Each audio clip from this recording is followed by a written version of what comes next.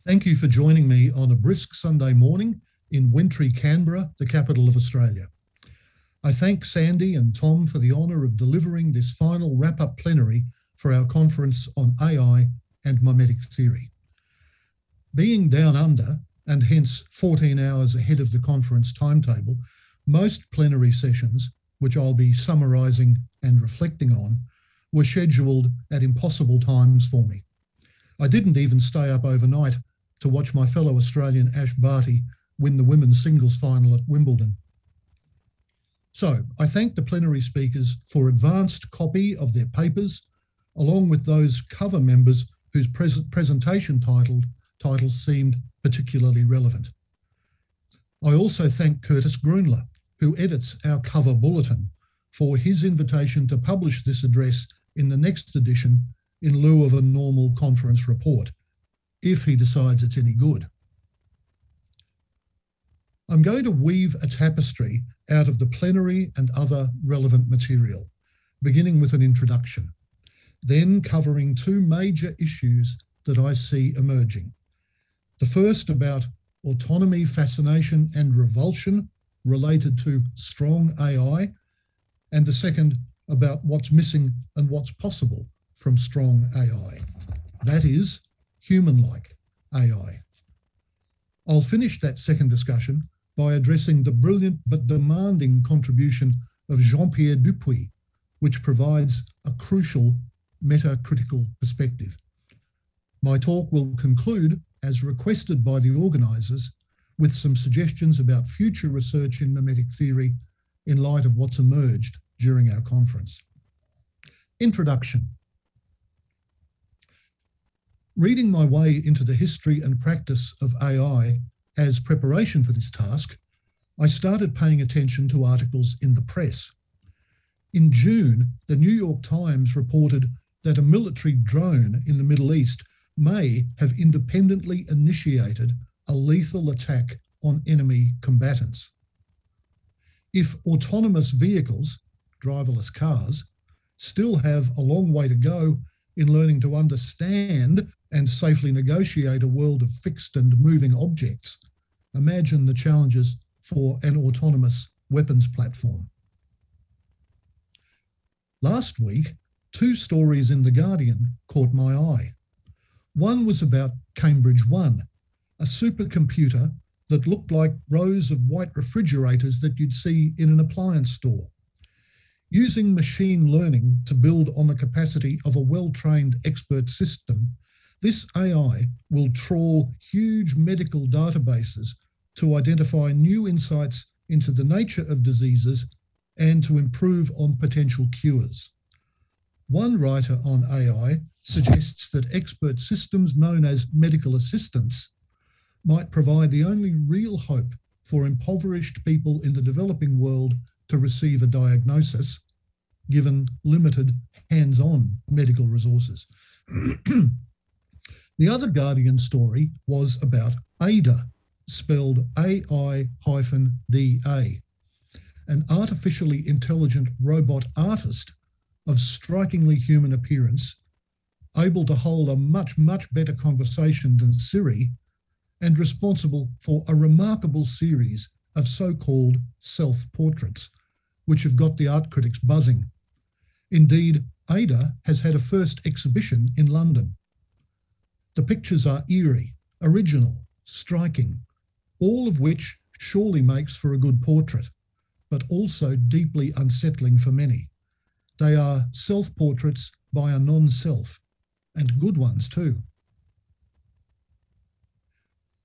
Leftheri Tsoukalis, in his conference plenary, Mimetic Theory and AI, sees AI serving as a force multiplier for social media algorithms that fuel rivalry, boost proxy wars, and give underdogs access to weapons of mass destruction. Yet he also speaks of a new soteriology, as positive patterns and communal trends are encouraged in society, serving the global commons by providing a new platform for non-violent togetherness. Father Johann Russau offered a lecture about Scapegoating, Mimesis, and the Human Future, thinking with Girard and Stiegler on the automation of desire.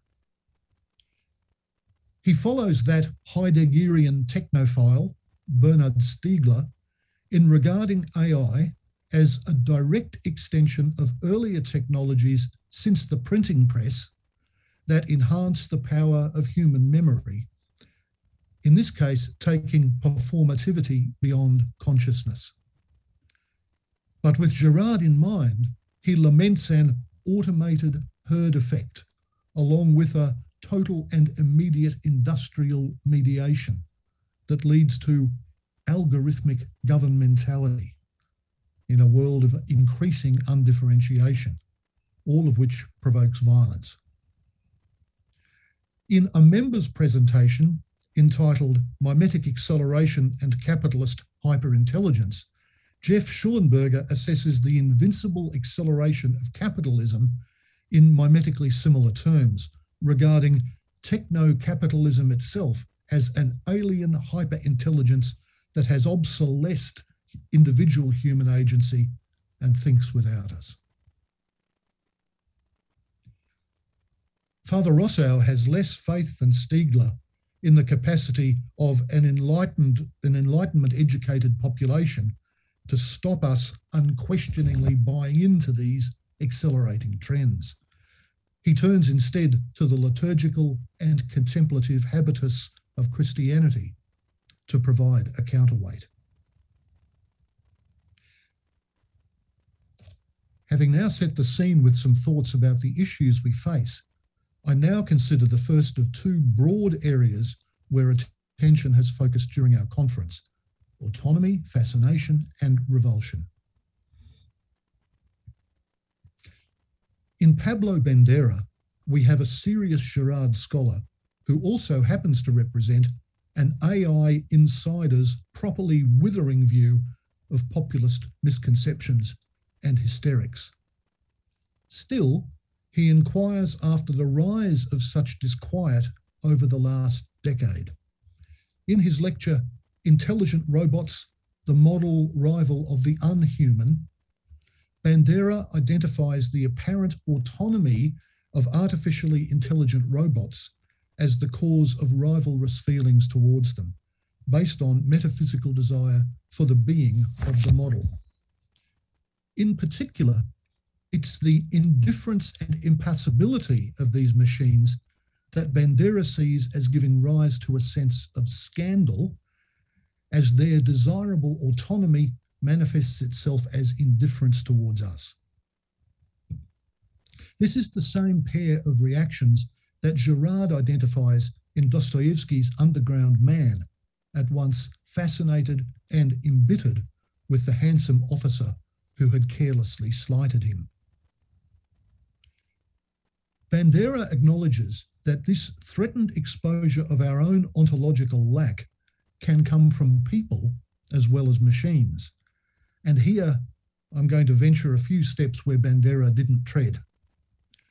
I couldn't help thinking, for instance, of a particular political constituency in America, resentful of claims for equality on the part of Black and brown people regarding the right to protest and to vote. Or, if that sounds partisan, let me balance the score by pointing to a corresponding widespread resentment toward claims for autonomy and human rights on behalf of the unborn. Who do they think they are?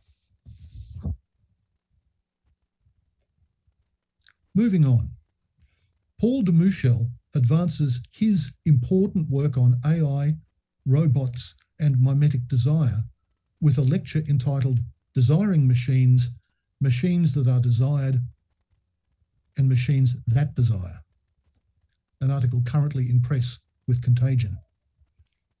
Like Bandera, he explores the attractiveness of AI robots, also mentioning Dostoevsky's Underground Man. He discusses what Gunther Anders called Promethean shame, a sense of inferiority that humans feel when confronted with their many limitations. And one of these limitations, for de Mouchel, is our mimetic dependency on others. This makes the transhuman and the non-human desirable because they point beyond that mimetic dependency.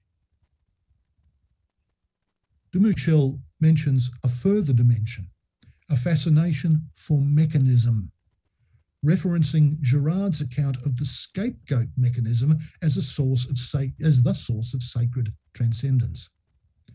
So, mechanism is perceived as the path to transcend our despised human limitations. But why the accompanying revulsion? Here, Wolfgang Pahlava helps us in his lecture, The Desire to Be Like God, Addressing Temptations Coming Along with AI.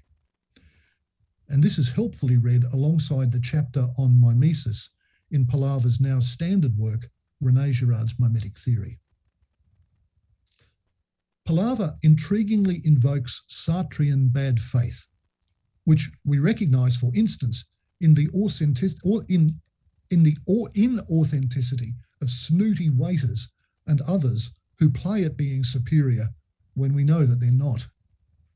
In Girardian terms, they betray our metaphysical desire.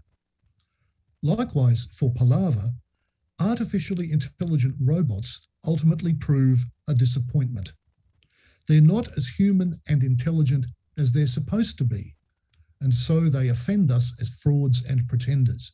We're scandalised because their promised ontological sufficiency proves insufficient.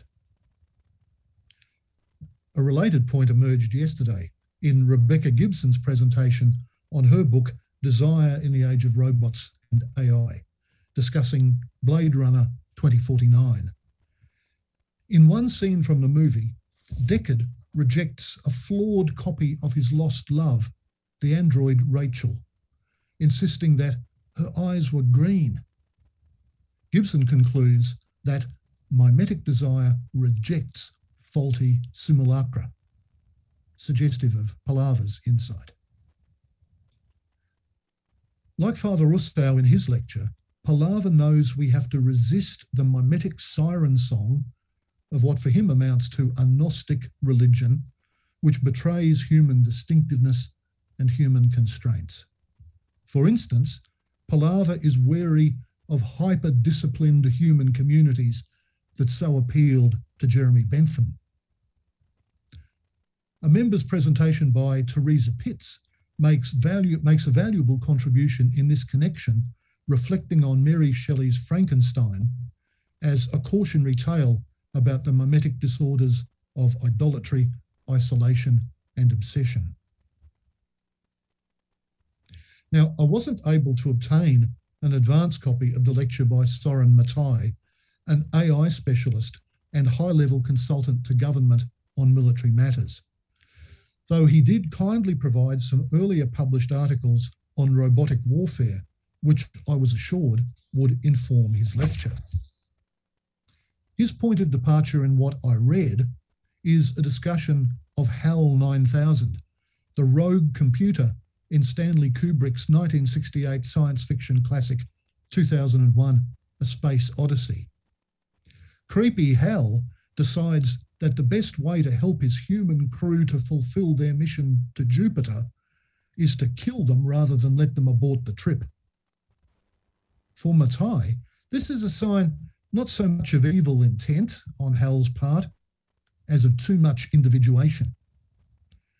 He proposes teaching AIs the golden rule and instilling respect by making AIs mutually accountable for decisions, perhaps specifying threshold conditions requiring human interventions, all to prevent such unhelpful individuation. An alternative solution would be to try to build some mimetic element into AIs as a prophylactic against machine obsessiveness, and more generally, because mimesis might provide the only path to a genuine human-like strong AI. This leads into my next section, to be called What's Missing? What's Possible?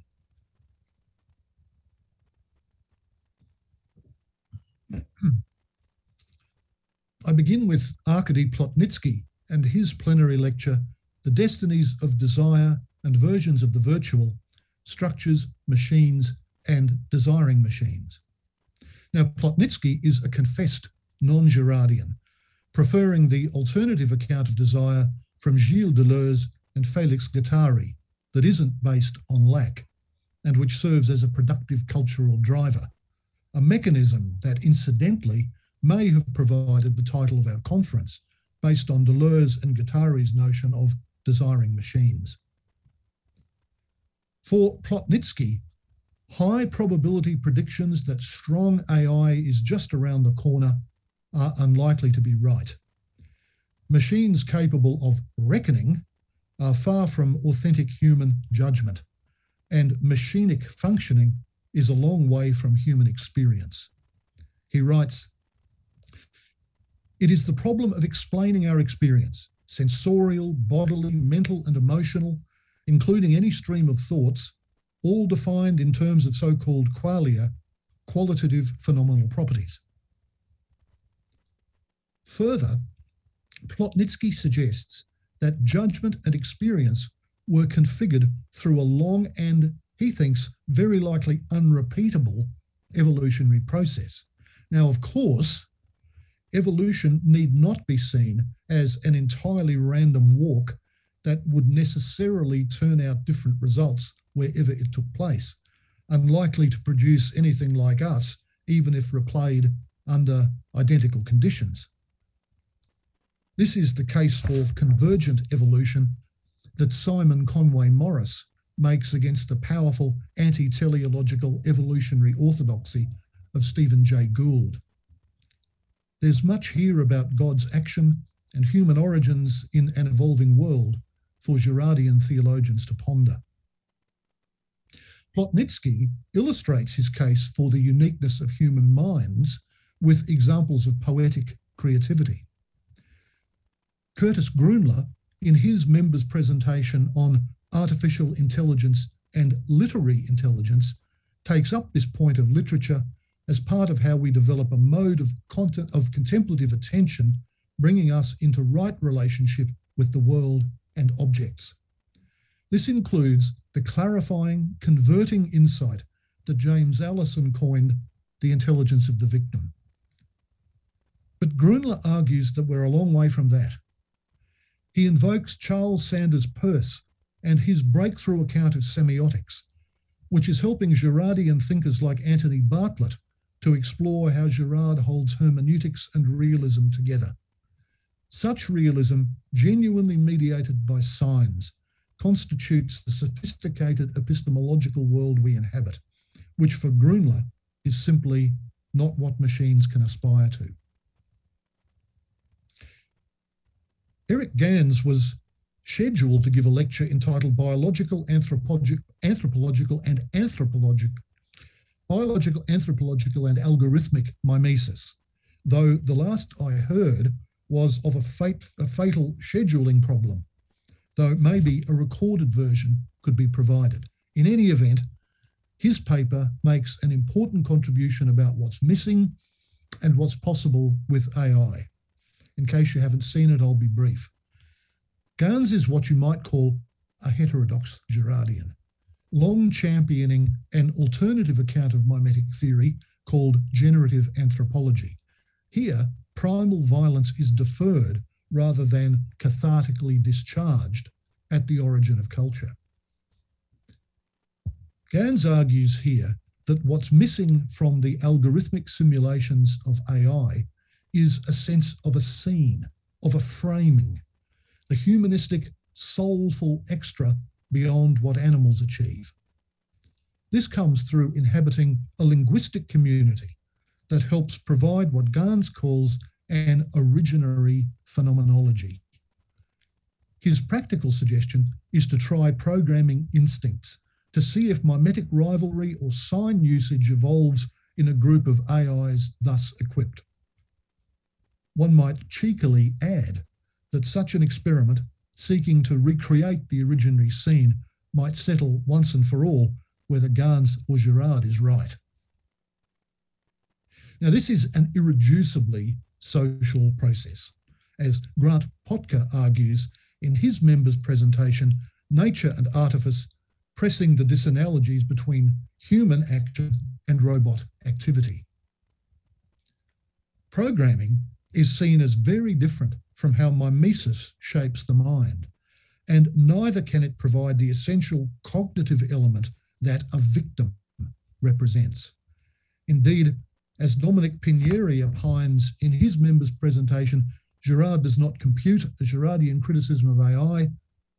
AIs do not have a substructure capable of non-rational thought, the sole type of substructure upon which mimetic desire could conceivably be built. This discussion of what's missing and what's possible must include an important members' presentation from our cover president, Martha Reinecke, what in the game of cricket we'd call a fine captain's knock. In her paper, Robot Love, AI and the Future of Human Intimacy, Reinecke makes a plea for embodiment as the missing link in this discussion, especially the importance of touch in conveying human meaning. Notably, this is perhaps the only presentation at our conference mentioning the mirror-neuron system, nowadays surely indispensable for any discussion of a Girardian theory of mind. Reinecke discusses phenomenology of touch.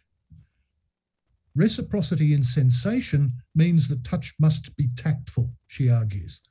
It is an interplay of double sensation fed through a multi-sensory system blended seamlessly with culture. Touching and being touched are not a simple firing of neurons or electrical charges. So, in addition to the famed Turing test to see if a robot can pass for a human, Reinecke commends a touch test. She analyses the 2015 film Ex Machina with its apparently all-too-human robot called Ava, who builds her humanity mimetically from her corporate master and creator and from bulk internet consumption. But she also craves fuller embodiment and the entree that would provide her to the bustling human sociality of a city. I think Reinecke sees Ava as having achieved humanity, but if so, Ava does so as a murdering psychopath. In my view, thanks to all the world of rivalry and scandal modelled for her mimetically on the internet. Reinecke is confident that the male titans of AI are unlikely to appreciate her concerns about the necessity of embodiment and touch. She'll be pleased then that a female titan of AI, the English computer science professor Melanie Mitchell, in her book Artificial Intelligence, A Guide for Thinking Humans, is tending toward Reinecke's view, and I quote, "A seemingly inescapable conclusion for me, Mitchell that is that we may need embodiment, and that the only way to build computers that can interpret scenes like we do is to allow them to get exposed to all the years of structured, temporally coherent experience we have, ability to interact with the world, and some magical active learning inference architecture that I can barely even imagine when I think backwards about what it should be capable of. Only the right kind of machine, one that is embodied and active in the world, would have human-level intelligence in its reach. I am finding the embodiment argument increasingly compelling." Now, let me now offer a little idle speculation. All priests are amateur psychologists, and this is prompted by Reinecke's insight.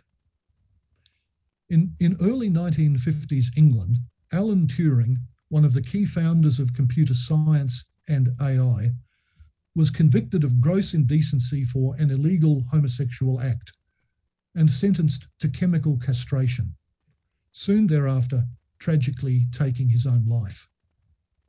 Had Turing lived, the world, and not just AI, could well have been very different, a scenario explored in Jeanette Winterson's 2019 novel Frankenstein. My speculation has to do with the touch test recommended by René. Turing, the positivist and behaviourist, who was content to work with a disembodied, indeed subjectless simulation of mind, was ultimately unable to live in a marred body, deprived of physical desire and of touch. This mention of Alan Turing and questions he raises for us about what AI researchers think they're doing provides a segue to the important lecture by Jean-Pierre Dupuy called The Philosophical Foundations of Mimetic Theory and Cognitive Science, Including Artificial Intelligence. I read this essay more than once alongside his History of Ideas of the AI Movement, entitled On the Origins of Cognitive Science, the Mechanization of the Mind. Dupuy brings significant meta-critical insight about what's missing and what's possible with AI, and with that, an important corrective. His corrective is that from Turing's cybernetic thinking to newer AI vistas involving neural nets and machine learning, we're dealing with the automation of a simulation of mind and not with actual mind. Or alternatively, with mechanically simulating an existing simulation of what the brain's like rather than the actual brain. By extension, we must take into account that what many take AI and related robotics to be doing, making human machines, is not what it's actually doing. An important touchstone for Dupuy is the 17th century Neapolitan philosopher Giambattista Vico and his Scienza Nuova, pioneering our modern sense that constructions of the human mind provide an indispensable access point to objective reality. Specifically, Vico's idea is that the mind only truly knows what it can make a copy of. And so science studies mental, often mathematical, models of reality first and foremost, rather than reality direct and unmediated. For Dupuy in his lecture, and I quote, "It is the copy that science admires and is fascinated with. The copy, that is, its own creation. A model is so much purer, so much more readily mastered than the world of phenomena, that there is a risk that it may become the exclusive object of the scientist's attention." Enter Alan Turing, a cyberneticist who thought that the mind was a machine, a computer. He then set about realizing that simulation with a further simulation, an actual computer. It's an important point of Dupuy's that the model, the copy, came first for Turing and AI, which was then further simulated by building actual machines. These were copies of a copy then, rather than copies of the mind itself. If I understand Dupuy correctly, he's saying that Turing was influenced by the mathematician Kurt Gödel, whose two incompleteness theorems of 1931 showed that no mathematical representation could be logically complete. Received more widely, this mathematical insight helped put the kibosh on our being able to fully represent any complex reality, which I guess leaves us with simulating it as the best option. The Turing test wasn't about whether an actual mind was present then, but only a sufficiently convincing simulation of one. Dupuy incisively dismisses the American philosopher John Searle's thought experiment, conceived as a challenge to the adequacy of Turing's test. Searle's so-called Chinese room scenario concludes that there's no actual intelligence at work in the Chinese room when blindly passing coded transcriptions of mechanical translations into and out of the room are all that's happening. Dupuy points out, however, that Turing is actually seeking no more than this, making no claim for any actual intelligence, mind, or subject being present. For Turing, there is no ghost in the machine. Then comes a profound insight from Dupuy, linking Turing's attitude to wider currents in contemporary thought. Dupuy refers to the subjectless agency associated with structural anthropology, blind economic forces, Marxist philosophy of history, and particularly deconstruction, where all we're ever dealing with is the multiplication and spillage of signs. Dupuy explores this deconstruction of subjectivity at the intersection of social science and cognitive science in his book, In Mental and Social Mechanisms Alike. As Jacques Derrida once insisted against Searle, the only way to fool a Chinese person that you can speak Chinese is by speaking to them in Chinese, here reducing the mental to an epiphenomenon of the social.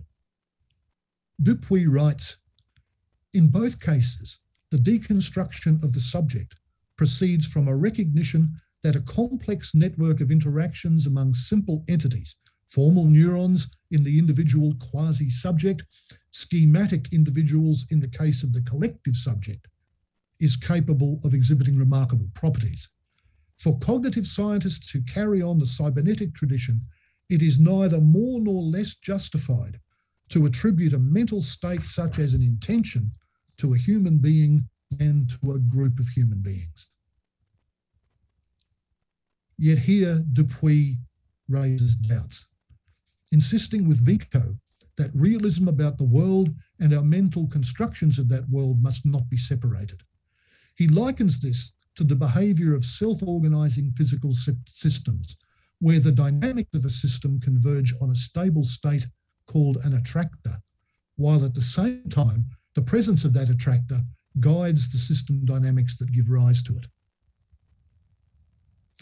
Dupuy offers two stories, one from Holocaust survivor and psychoanalyst Viktor Frankl, and the other from classical literature. In the first case, a patient balks at the idea proposed in therapy of an exact copy of his late and much lamented wife being restored to him, whereupon his great burden of grief begins to lift. In the latter, a wife is dissatisfied when Zeus takes the exact form of her husband for a night of lovemaking. In both cases, the real wife or husband is so woven in with their spouse's experience and sense of their partner, and the whole narrative of their life together, one supposes, that no substitute could be tolerated.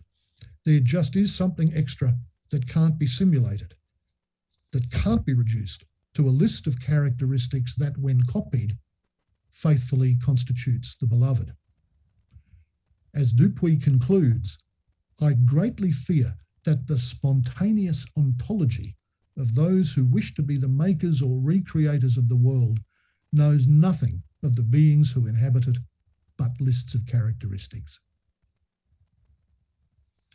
Here we see an echo of Wolfgang Pahlaver's suggestion that we're dissatisfied and even scandalised with human-like AIs because they prove to be inadequate models of the human. For Dupuy, there's a surplus of content when we confront the real thing. This is because the cybernetic mindset relies on a primary simulation that's flawed, let alone attempting further simulation by trying to realise that simulation in a machine. Conclusion for future research.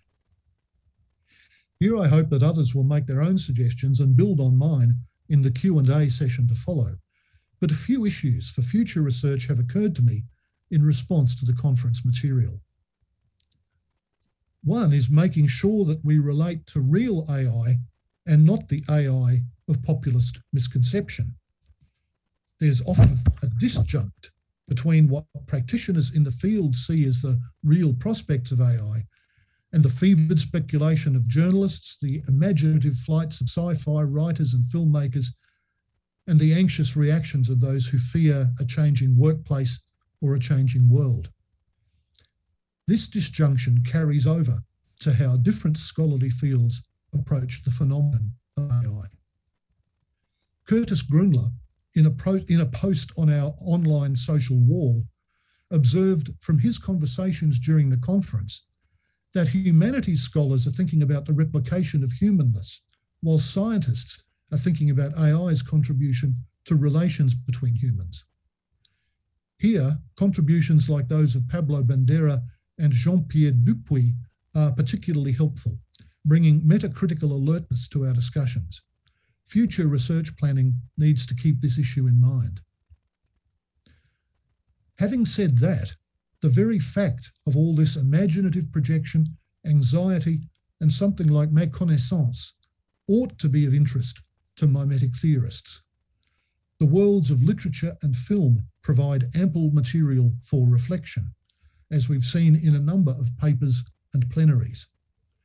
There's also the recursive nature of science fiction, to which Rebecca Gibson referred in her presentation yesterday, that sci-fi provides our models for actual research, and of course vice versa. One AI writer admits that Star Trek and its computer on the USS Enterprise, which was fast, hugely well-informed, and accessed through ordinary speech, provided a model for his generation of AI researchers. So, the obvious fascination with AI and human-like robots is a popular culture trope that bears further investigation in light of mimetic theory, along with zombies and UFOs. Accordingly, I'd be interested, especially, in what mimetic theorists make of the so-called Uncanny Valley. This is a fixed range of human likeness, as discussed in his lecture by Wolfgang Palava, in which encountering an AI makes us uneasy. Is an AI that falls into this range the Uncanny Valley? Is such an AI too simple to be genuinely human-like, like Ada, or not simple enough? For example, not like the relatively simple but still apparently widely desired sex bot? Or is Jean-Michel Uhulian right in The Mimetic Brain, that we're creeped out simply because our mirror neuron system can read human-like robots only intermittently? I'd certainly like to know. A concern that's been brewing for me about a widespread fascination with AI centres on Girard's insights into ontological sickness, specifically the pseudo-masochism that drives those in thrall to it to abase themselves before a model deemed to possess the fullness of being. This leads us to seek the stone we're unable to lift and to mistake walls for doors, as Girard puts it, to seek and dash ourselves against the obstacle. There's a related fascination with the inorganic, the lifeless, and the ugly that Girard discerns here, not least in modern art. I wonder if this mimetic soul sickness toward healthy humanity provides a further dimension of today's fascination with AI. Perhaps the most searching question about AI and mimetic theory that's arisen during our conference is that of whether AIs, and especially in their robot form, need to be made mimetic. And of course, being mimetic entails the risk of violence as an entity learns, as we've all had to do, to negotiate the mimetic minefield. This is, after all, the only known path to maturity and wisdom. The role of the self in a theory of mind arises here. And for Girardians, the self is a work in progress as we attach, detach, and reattach to a succession of mimetic rivals and models and rivals across a lifetime, ideally becoming generally freer and less mimetically febrile. The nature of this self and of the mind that accompanies it is related to the question of mind and brain, which must now take into account the mirror neuron system discovered in the mid-1990s. Indeed, the idea that our sense of self is integrally neurologically interwoven with other humans is something that mimetic theory can contribute to thinking about AI. Likewise, Jean-Michel Uhulian proposes that our brains have three registers, the third of which is mimetic and provides a coordinating function. His book, The Mimetic Brain, developing earlier work on virtual selves created by hypnosis and the like, certainly requires further engagement in mimetic theory. And why not consider how this suggestion might apply to the creation of artificial intelligence? I wasn't able to engage with important sessions in our conference devoted to racial and Indigenous issues. But it does occur to me that strong AIs and androids would likely become ready scapegoats should they emerge sufficiently in ways that recall widespread instances of scapegoating a category of human other. At the onset of the Industrial Revolution, Luddites and other machine breakers turned their anger at social and economic displacement onto the machines. One might imagine a lot of human togetherness, even across existing racial divides, being facilitated by the scapegoating of AIs and robots. The UK version of the TV series Real Humans offers a fine example of this. Lifelike synths are being destroyed in the streets by angry mobs, despite their capacity for love and loyalty shown to be capable of overcoming even stubborn resistance, to the point that one of the synth leaders sacrifices herself in a plainly Christ-like offering. Speaking of Christ, you'll surely excuse a Christian theologian for saying something about God, Christ, and AI before winding up. Anthony Bartlett, in his conference paper, Forgiving Victim as Artificial Intelligence, reflects that humanity released from the false sacred and attaining the intelligence of the victim demonstrates its own version of artificial intelligence. Beyond natural attitudes that go with inhabiting a culture structured by sacrifice, a disruptive breakthrough beyond the natural, testified to in the Judeo-Christian scriptures, is seen by Girard as setting many hairs running in history. Christ, the singularity, is a theme that I would like to see further explored in Christian theology by its Girardian practitioners, with AI as a metaphor. We've also seen issues of ethics, culpability, and responsibility arise in our sessions, with a view to ensuring that AIs can productively and safely coexist with humans. Should strong AIs ever become a reality, questions of their ethical status would inevitably arise as an extension of existing human rights considerations. Adam, the AI robot, was destroyed with impunity in Ian McEwan's novel Machines Like Us, while Clara, the artificial friend, Kazuo Ishiguro's novel Clara and the Sun, was afforded moderate consideration by being allowed to fade out in a junkyard. Some Girardian speculation might be devoted to these issues.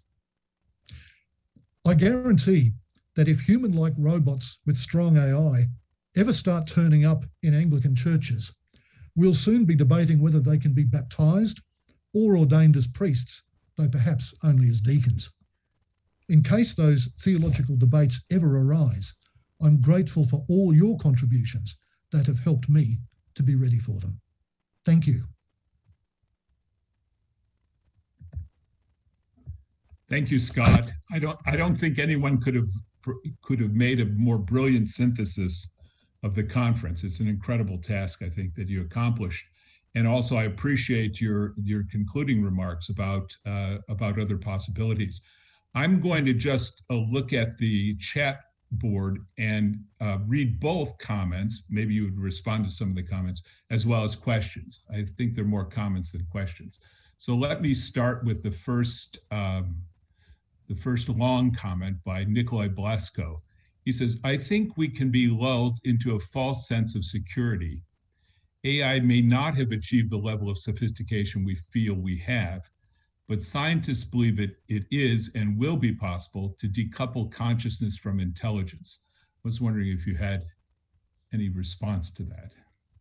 Yes, Father Nikolai has been teaching teenage boys for too long. Okay. Is my response. Oh, is that it? Okay. He also has a question coming up, I noticed further down here. Let's see what we have here. Okay, my question, this is from Nikolai again. My question, how do we engage in the AI debate and infuse it with the kind of ethical caution that will guide AI development now, not when it will be too late?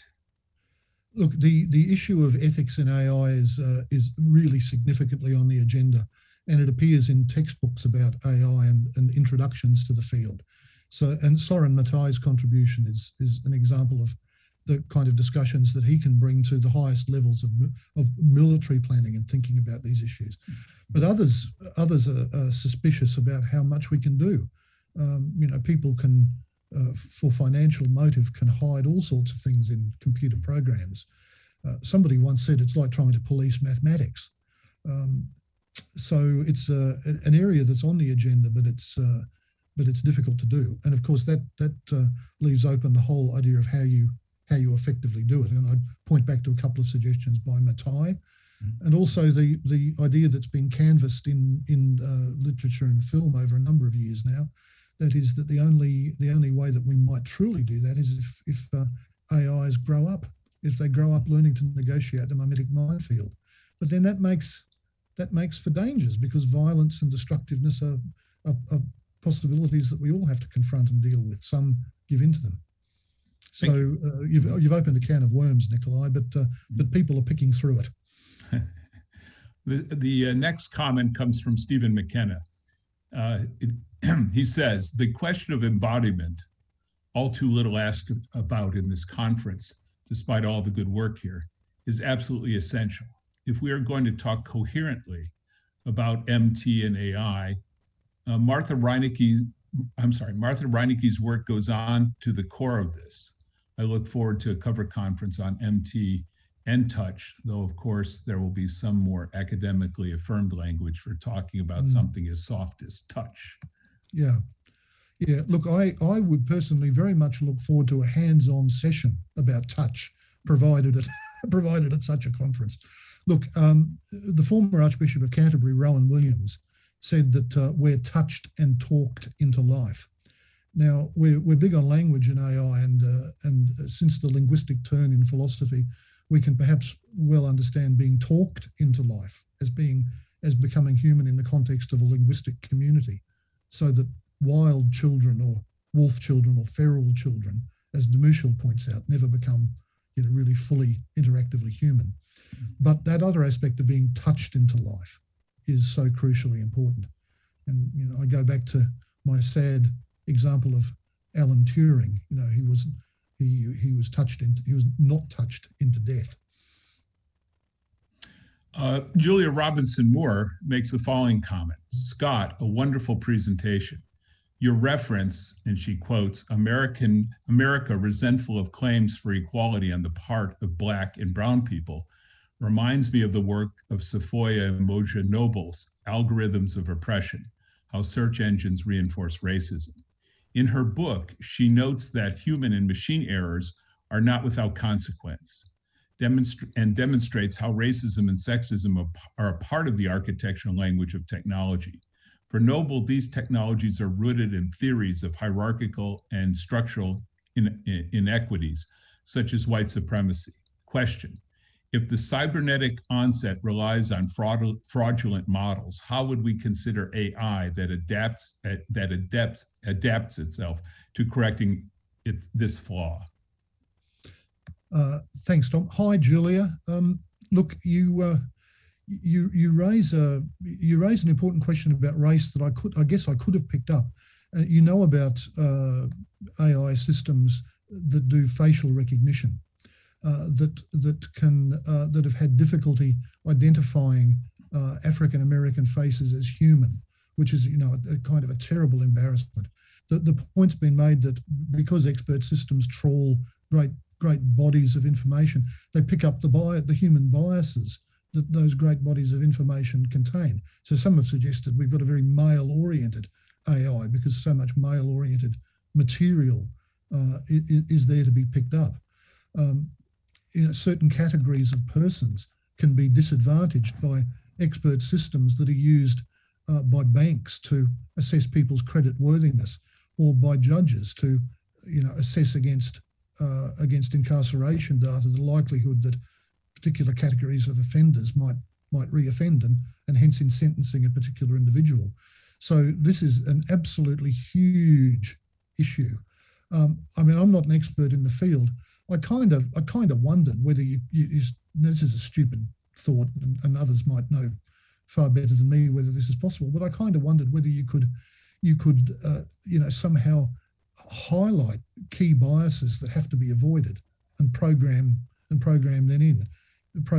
in to make these machines aware of particular categories of person who might be otherwise left aside, a kind of affirmative action. But I'm sure you could pursue this discussion. I'm going to just make one other point, but Julia, could I ask you to email me a link to that book, please? I'd appreciate being able to get hold of that. The other point I want to make is I get a weekly email from Scientific American with articles on it. And I didn't have time yesterday to read it, but there is an article in the latest one about anti-evolution as a form of white supremacy. And my wife Lisa and I just kind of goggled at what a powerful suggestive insight that is. And I'd like to pursue that. This is actually addressed to someone else, but I think it's a theological question you might want to take up. The question goes like this, and this has come up a number of times in many of the conference sessions.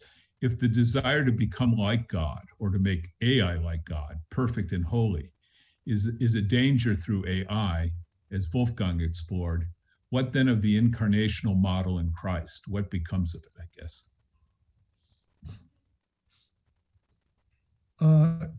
I'm not sure I can see the direct implication. Yes, maybe I can. And substitution, I think the substitution of a mechanical artifice, I think, is what. Yeah, it's interesting. The question perhaps suggests that there's an aspiration to the being of God on Jesus' part. If that's the case, I immediately think of Philippians 2. He humbled himself, taking the form. He being found in human form, he humbled himself to the point of embracing the cross, and therefore God has highly exalted him and given him the name which is above every name. So I think the incarnational model is quite safe from any notion of aspiring to divinity in any kind of competitive way, any kind of rivalrous way. Classically, in the way we see Adam and Eve read as coming into rivalry with God. The good news is that if we humble ourselves, accept our condition, and kind of love and embrace one another in the mercy of Christ, then God will do the rest. And that our end, as Bishop John Robinson said, in the end, God, for all of us. Thank you. Ryan Smock says, hearing Scott's synthesis made me think a bit differently about the most recent Child's Play movie, and raises a question. Arguably, it is only by suffering ourselves that we recognize the ability of others to suffer as well, which is then mimetically reflected back at us via empathy. So arguably, programming an AI with the golden rule would not necessarily convey to it the phenomenon of suffering. So in addition to programming instincts and the golden rule, would we also not need somehow to program the concept of experiencing suffering? An interesting question. Yes. The English public school, one of our great Anglican inventions, has a couple of 100 years of practice at instilling suffering into children in order to produce individuals capable of running an empire. So that's been tried. Oh, look, I think that I'm going to come back to mirror neurons now. I know that there are some in the Girardian community, like Paul de Mouchel, who do not consider, as I understand it, mirror neurons to be to offer the powerful insights that I and others think. But my understanding would be that mirror neurons are at the root of empathy, because we actually inhabit the the physical condition of others. I mean, this is why you see somebody being hurt or having a tooth pulled out or something like that, and your sphincter tightens, doesn't it? You really kind of inhabit that, and without that inhabiting, empathy becomes a kind of an idea, but not something that you feel. And I suppose there are insights here about the psychopath or the serial killer, the sociopath, who has no empathy.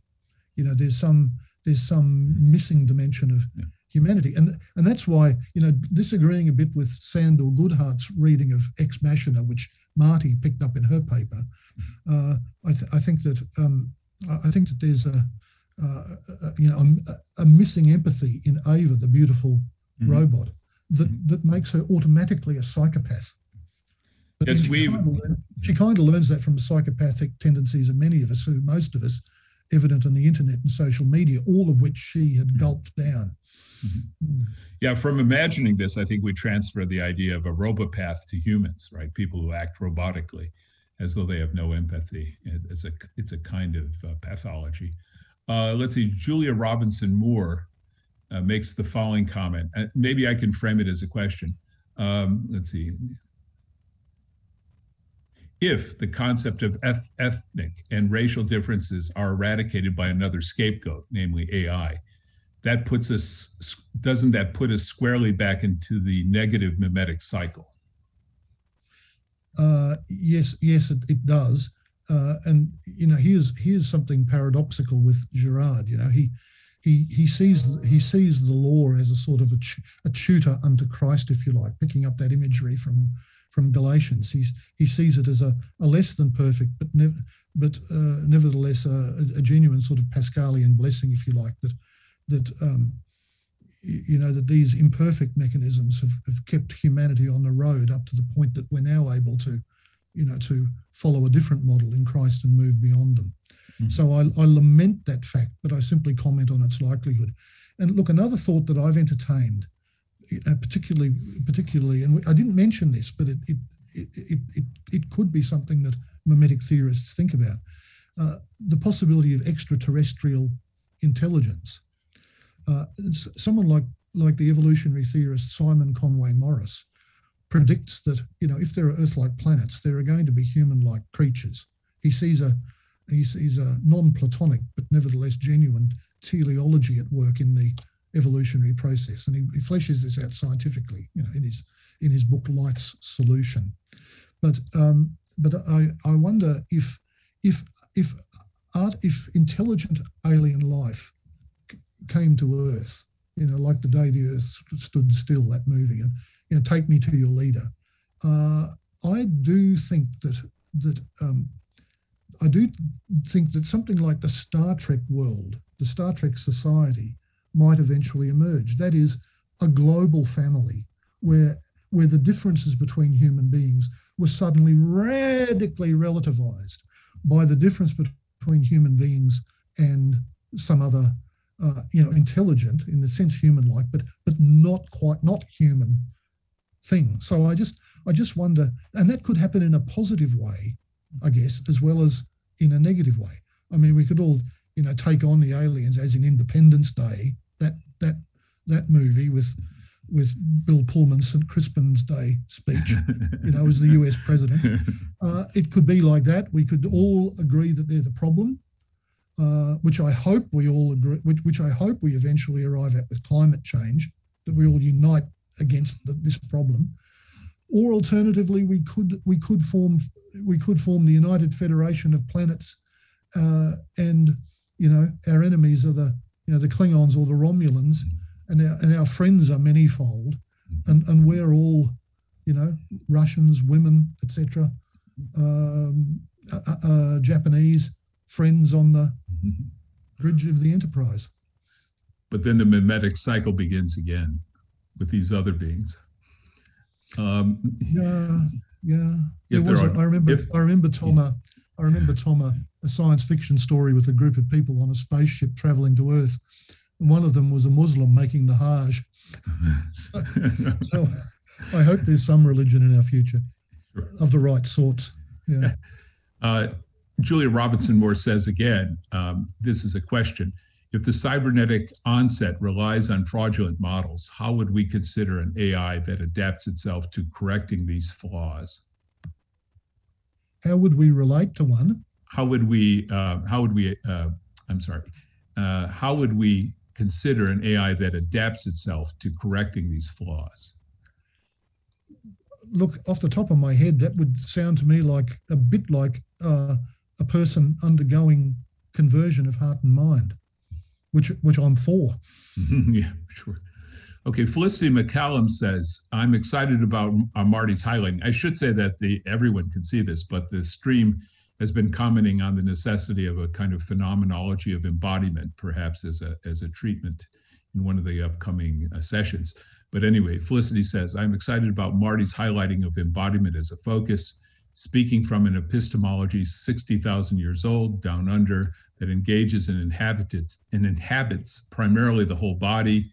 As an Indigenous woman, I think this opens up ripe opportunities to explore visceral knowing, pre-linguistic, mimetic engagement. Indigenous yarning is operative of this. Okay. Mm. Yes, and it's good to hear from Felicity here in NAIDOC Week here in Australia, which is a celebration of Indigenous culture and knowledges. Yeah, and Felicity and I have long discussed honouring Indigenous cultures and knowledges while not presuming that they're entirely other from modern Western ways of being. Girard does make the point that that we in the modern West have either demonized or idolized tribal cultures without always appreciating how much we have in common, that we're just mimetic human beings for good and ill. Let me read down. A lot of these are just saying what a fantastic summary this was. So they're mostly complimentary. Here I noticed Susan Wright says something I think that's important. Has anyone noticed that cinematic representations of robots tend to be feminine? Or is it just me thinking so? Do you think that's a trend in the film industry? That's a very interesting point. I'm trying to think of male robots,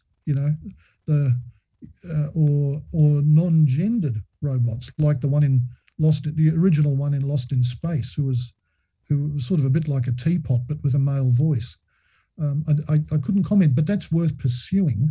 Is there something about the othering of the feminine that taps into the othering of the android? I mean, but there are male androids like Commander Data in Star Trek: The Next Generation, mm-hmm. the male emergency medical hologram in Star Trek Voyager, my favorite Star Trek character of all time. Let's see. Let me read down to find something. There's an active discussion of science fiction going on here, but I think it's a little bit off topic. Let's see what we have here.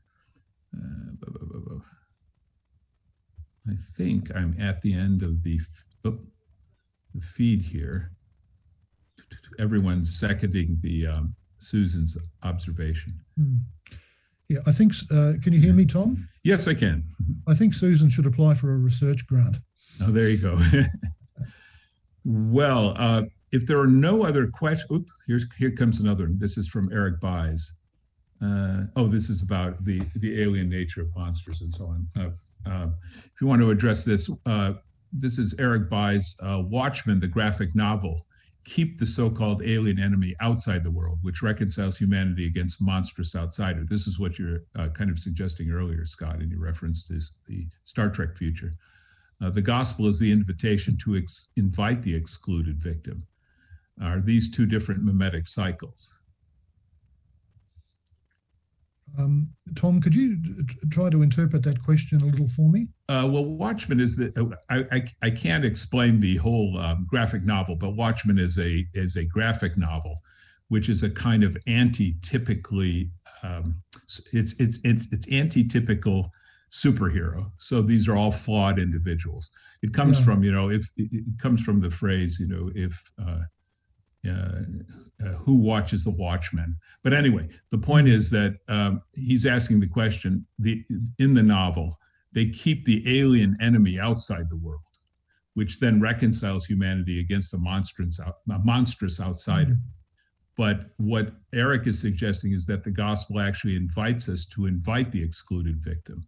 So are these two, the fact that we would unite together against a common enemy still has an enemy which is not invited into reconciliation with us. So I think he's asking, are these two different mimetic cycles? Yes, and this plays out in history, of course, where the church has sided with national and imperial power against an enemy, and God's been invoked on both sides. Those German soldiers in World War I whose belt buckles had the inscription "Gott mit uns," and while English bishops in the Church of England, were going around kind of drumming up militarism. He's absolutely right about the inclusive nature of the gospel, based on God's great sort of panoptic, merciful view of humankind. And so, I'd like to think that Christians and Jews were at the forefront of compassion for any kind of excluded other. Stanley Hauerwas says that if in 100 years the few remaining Christians are known as, the people who don't kill their elderly, that'll be sufficient. Well, I think given that we've put you through your paces, right? These are mostly comments coming now. We thank you very much. That was a fantastic summary. And I think we have to go to the next section of our program, which really consists of goodbyes and a recognition. Thank you, Scott. That was better than I could have ever anticipated. So, Tom and Sandy and friends, it's been an absolute privilege, and I wish you every blessing for your adventures in the future. And so, goodbye from me. Take care.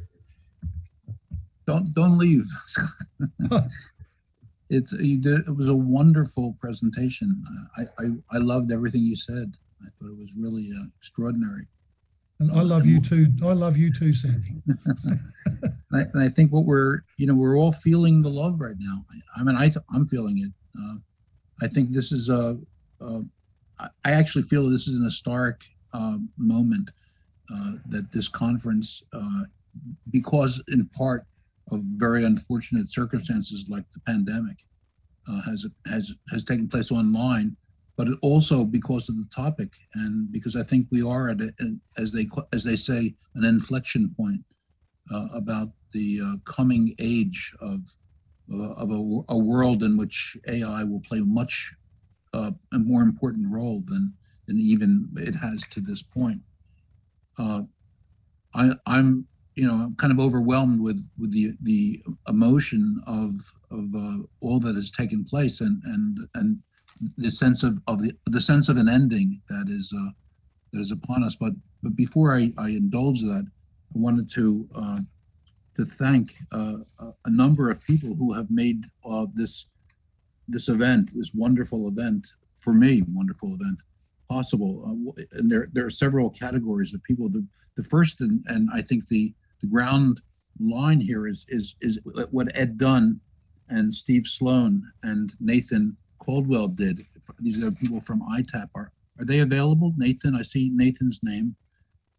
Is Ed Dunn here or Steve Sloan? They may not be, but we are very, very appreciative of their work for us. That's the team from the Internet Technology at Purdue group, the ITAP, we call them ITAP, and they have obviously made in a visceral way the conference possible.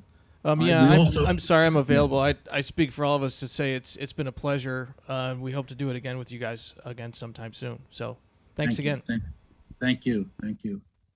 We have gifts for all these people we're mentioning. We're not able to hand them over, so to speak, because of the nature of the internet. But we want to acknowledge all of these individuals. We also want to acknowledge the people at the SIS, the School of Interdisciplinary Studies in the Department of CLA, the College of Liberal Arts, and in particular, the people who worked on our financial arrangements, the Edie Moffat, Rosita Moffat, and Alice Wenger, who are, many of you may have been communicating with these individuals, or you will be for perfectly good and fortunate reasons.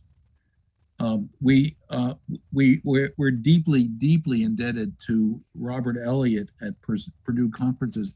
Robert has been at every one of these sessions that I've turned on.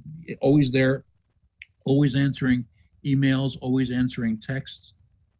I don't know how he does it, how he can manage to be so responsive to everyone, but it's been a security and has enabled this conference to be, in my experience, the success that it has been. We are also very, very thankful to the Cov&R organization.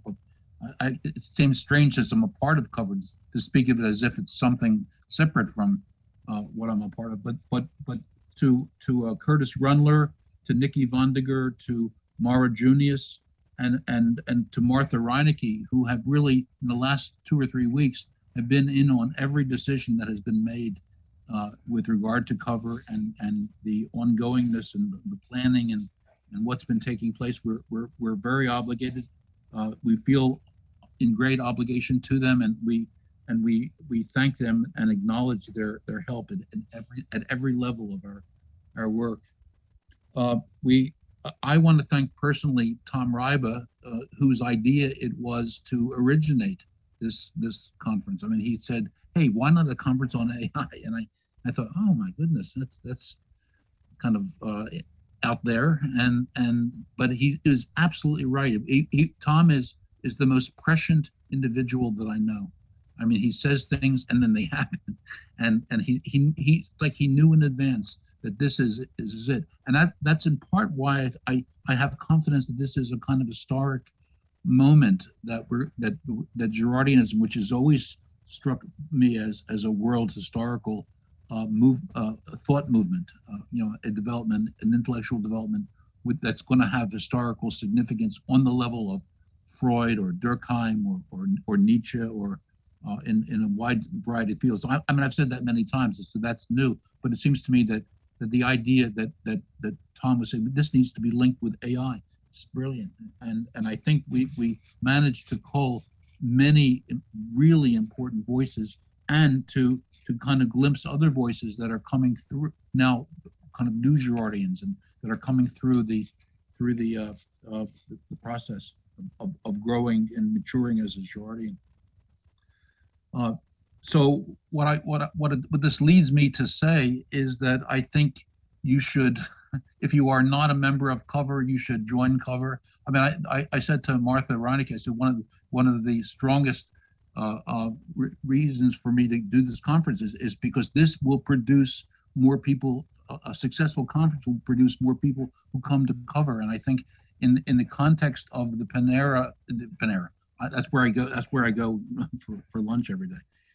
In the context of the pandemic, not Panera, but the pandemic, I think that somehow the quality of the pandemic as a plague has lent to the excitement and the energy that we've seen displayed here. We're in a kind of post-pandemic mode of some kind. They were talking about it on NPR this morning, and we're in some kind, I don't know if it's post-depressive or what exactly it is, but there's something going on that is a kind of response according to the news media, to the pandemic. And it seems to me that this is a really powerful moment for Cov&R to talk it up, and if you had a good time here, spread the word and bring people together, because the more that happens, the more conversation we can have and go on with the work that's so deeply important to all of us. I hope I haven't left anyone out or anything that I want to say out. I'm if anyone wants to say something, I'm certainly open to hearing it. I have, I think just to review for my own sake, because I tend to forget things these days at the age of 74. I talked about ITAP, and I talked about SIS, and I talked about Purdue conferences, and I talked about the Cover organization, and I talked about Tom Ryba. Again, I hope I mentioned everyone that I would personally like to thank for what they've done. Martha, I'm gonna turn over to you now, and then you can say what you like. Great. Well, thank you very much. I have an echo. Maybe Sandy turned his sound up. Yes, this is a difficult thing to do. For those of you who are at the essay awards today, I get quite overcome. I love you so much. And I was saying, I don't see how, if I can't do this, I don't see how I'll be able to preside at my daughter's wedding. I mean, it's just going to be ridiculous. However, I'm going to forge ahead here, folks. So, because I have people to thank also. And first of all, we'll try humor here. See if we can turn the page here. I want to especially thank the IT crew and Robert Elliott. I've noticed everywhere I go, Robert's there. Like, he's on the wall. He's answers my email like a second later. He's in a concurrent session. So if you hear this fall Purdue announcing state-of-the-art humanoid robot by the name of Robert Elliott, I called it first because he's been incredible. So let me say a few things that I've written. Thank God I wrote it down. All right, I would like to once again thank Martha Girard and family for attending it. Has meant a great deal to us. And I also would like to thank all of you, the participants who joined us. You embraced our new opportunity with zest and creativity and thoughtfulness. Your contributions as speakers, as moderators, as audience made the conference work. So thank you very much. I want to invite you 4 different ways you can continue the conversation. You can come to the American Academy of Religion annual meeting and to our sessions there in November. The bulletin will be announcing those. You are also going to be invited as members to participate in listening sessions this fall on developing a cover policy on diversity and inclusion. The Cover Board wants us to reflect together on how Cover can become more welcoming and reflect in our meetings and membership the diversity we see among us in academic and other communities from which we come. Voices we have not heard in proportion to their presence in these communities are critical to sustaining and developing mimetic theory. The board hopes you will join us for these listening sessions. You can continue the conversation with us by becoming a member, as Sandy said. And for those of you who think you already are members of Cover, you might want to check that. We just got a new membership list from PDC. And if you have not renewed, you may lose touch with us. So on the membership page, on the website, scroll to the bottom under renewal, check and see if you are actually a member, it will tell you. And finally, the ultimate way you can continue your conversation with us is to come to Bogota next summer. As we learned from Roberto Solerte and his team, they're planning a wonderful conference for us, Emerging Crisis, New Humanities and Mimetic Theory. The emergence of new social movements with their demands for social, political, and economic changes challenges us to keep seeking better understandings of these situations, as well as solutions that could reduce exclusions. For this reason, Roberto and his colleagues are inviting us to bring insights of mimetic theory to these changes and challenges. Bogota is a travel destination highly recommended by travel agents I work with. So come early, explore the city, and please look for the conference announcement on our website soon. I think Roberto, what he shared with us, he is ready to go. We can plunk it up there and you can all see what we can look forward to. I also want to welcome to our board 2 new members. Kathy Frost and Suzanne Ross are leaving us. We very much appreciate all of the work they did for us. Our new members are Tanya Chechi and Matt Packer. Kathy's contribution was, as a psychologist, a very important voice in our midst. Suzanne is not going to become invisible. There's no risk of her blending into the cover scenery just because she's left the board. As CEO of Unrivaled and one of our key sponsors, she's continuing an unwavering and unstinting support of Cover, begun with sponsorship of her other spectacular project, the Raven Foundation, which brought Suzanne and husband Keith onto the radar screen of Cover over a decade ago. Suzanne's creativity as a board member, her ability to inspire our board to think bigger, better, and more bravely about making a mark for mimetic theory in the world has had a profound impact on us. We're very grateful to Suzanne and look forward to continuing our relationship with her and Unrivaled in the years to come. And now I have 4 special thank yous. Unlike Sandy, who said you can't give gifts, I believe we can. So I need to share my screen, and hopefully you can see a slideshow. Can you see that? Sandy, can you see a slideshow? Yes, okay. So in appreciation. All right, so yes. First of all, I would like to give special thanks to Curtis Grunler and Maura Junius. As Sandy said, we really put in a team effort the last 3 weeks. All of us worked very hard, and I was tremendously grateful to Curtis and Maura for, they went above and beyond what is any officer would do. So I have for Curtis, wait a second, I have to click. I hope they haven't gone out of business, Curtis.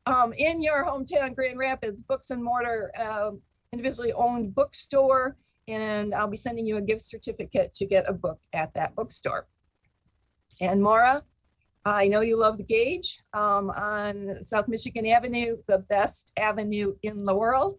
I loved that restaurant also. I love Chicago, as you know, so you're getting a gift certificate to the Gauge in Chicago. Now, Tom, first of all, our thoughts and prayers in the loss of your mother. Mothers are unique, irreplaceable, so our sympathy to you. But as you recognize, perhaps others don't, we both love Fairhope, Alabama. I actually shouldn't tell anybody about this because we don't want people to go there. We want it all to ourselves. But we've talked about spending more time there in the winter. Tom's talked about retiring there. And we could have a Girardian society in Fairhope, Alabama. So for Tom, I picked up a couple things when I was snowbirding down there. So for a license plate, so people who know the big secret about the utopian communities established by Iowans on Mobile Bay, you'll be able to detect each other because of your license plate holder. And then the person who introduced me to Fairhope, Alabama, the wonderful Southern writer, Rick Bragg, one of his latest books. So you will be getting that in the mail. Thank you, Martha. Yes. And then I want to thank Sandy in particular for all his hard work on the conference. Most appreciative for your efforts on our behalf and for the vision that you and Tom had for the theme. And for you, from one of a Judaica store that it's a little hard to see from my photo, but it's a wall hanging. So it has things that all hanging around it. But this is the center of it. And I thought it would be appropriate for you, given our identity in cover. And our Shalom Uvracha, which means peace and blessing. Yes. Peace and blessing. Shalom Uvracha. Yeah. So best wishes to all, safe travels from wherever you are at the moment, sitting in front of a computer, to your chosen resting place for the day or evening. So thank you so much. Can I say one more thing before we go? I just want to repeat what Martha said, which is right on target, that we didn't know until the very last minute that Martha Girard was going to be able to join us. And she was so gracious and she said to me afterwards that this was the first time that she had given she called it a cover talk. I hope that she will continue to do that.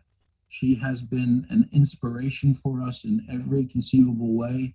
I've known her since 1968, I believe, 69, I guess, when I first met the Girards. And she has been the inspiration behind René, but she's been an inspiration of herself.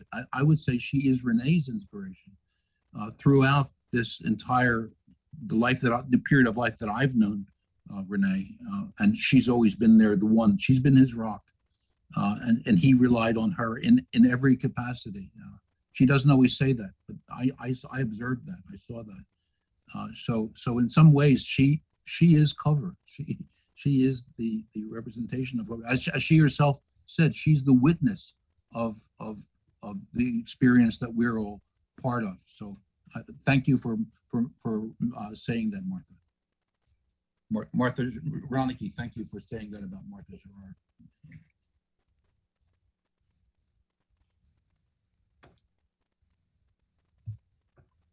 Well, I think we're done then, right? So thank you all.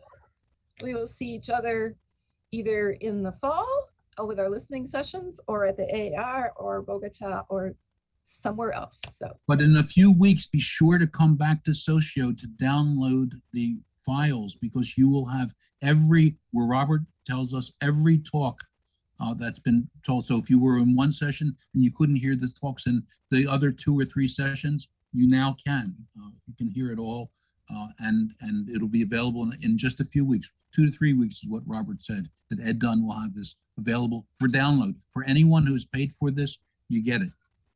Anyone who has not just paid, but anyone who is here in Cover, a registered member of Cover, in registered member of the Cover conference. My words are failing me at this point, but anyone who participated in the conference, you get it. So, thank you. Bye, everyone. Bye. Bye.